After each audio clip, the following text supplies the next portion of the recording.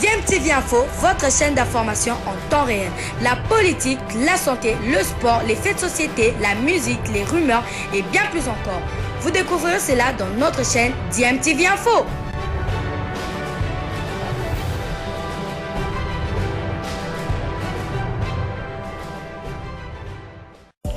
Vous êtes sur DMTV, bonjour ou bonsoir, tout dépend de l'heure à laquelle vous nous suivez. Tout plaisir est pour nous de vous retrouver, mais surtout de savoir que vous êtes nombreux en train de suivre votre chaîne YouTube DMTV. DMTV qui vous propose l'actualité, vous propose également des analyses et des réflexions sur des sujets d'actualité, sur des faits sociaux, tout simplement sur des réalités que nous observons ici chez nous en République démocratique du Congo. Ça demande plus de concentration.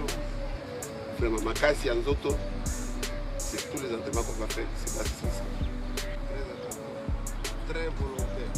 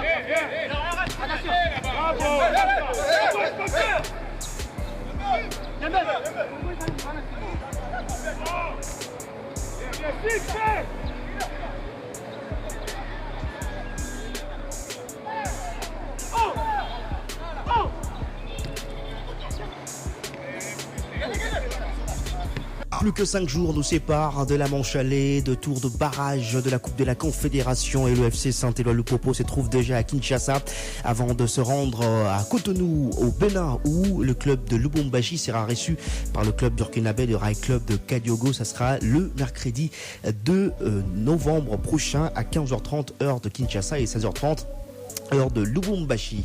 Le même mercredi 2 novembre, le tout-puissant Mazembe va recevoir la formation de Royal AM de l'Afrique du Sud. Ça sera à 14h, heure de Kinshasa, 15h, heure de Lubumbashi.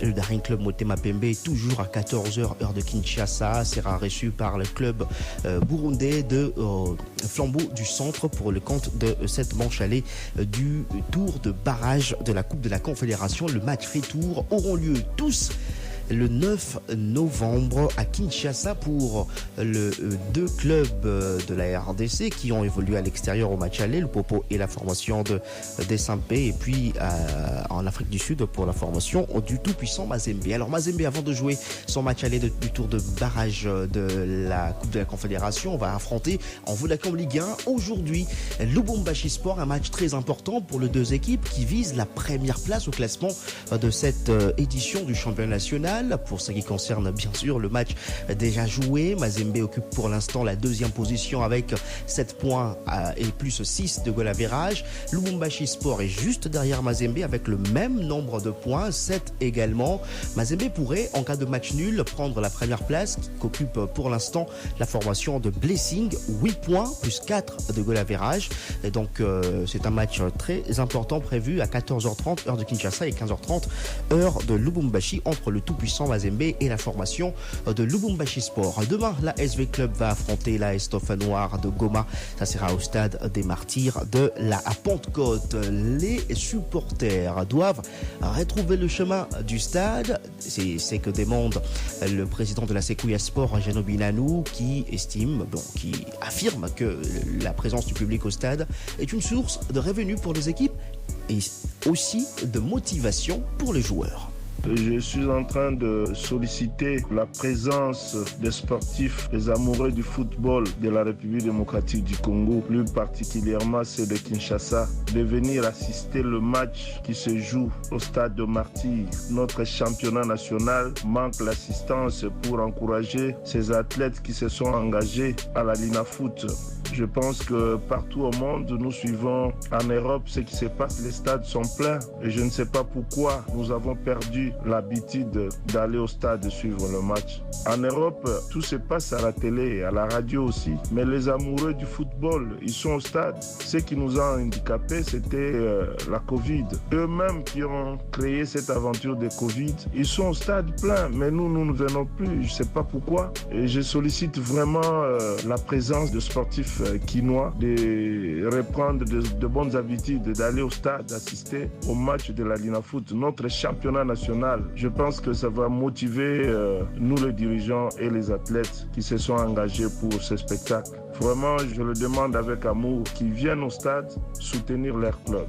Voilà, c'était là le président de la Sekouya Sport, Jano Binanou. En Ligue 2, il y a eu 2 matchs qui se sont joués hier. C'est une belle sortie ponctuée par une victoire enregistrée par le FC Tanganyika de Kalemi ce mercredi, qui a réussi sa deuxième rencontre de la phase allée de la Ligue 2 au stade Mazembe de Kamalondo. Une rencontre qui a opposé les poulains de Christian Kitungwa à Scom Mikishi de Lubumbashi. À l'arrivée 1-2 en faveur de Kalemiar, ce sont les joueurs de Scom Mikishi qui ont ouvert le score en première période. En deuxième partie, Saber Benjabria procède à quelques remplacements et change la physionomie de la rencontre. Sur une balle arrêtée, Laurent Milongo remet les deux clubs en égalité parfaite.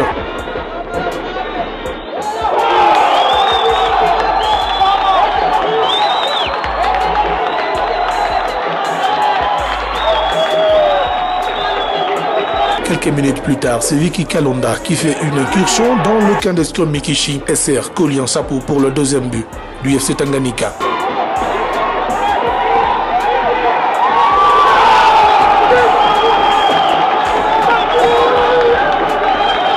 Une première victoire qui ramène le club à 4 points en 2 matchs joués. Il y avait trop de pression pour les joueurs. C'est leur première participation, donc il y a une très grande pression pour gagner ce match. Parce que je les ai boostés au maximum, je voulais ces 3 points. Donc il y a eu une petite peur en première mi-temps. On a rétabli tout ce qu'il y avait à faire en deuxième mi-temps. Ils ont donné satisfaction.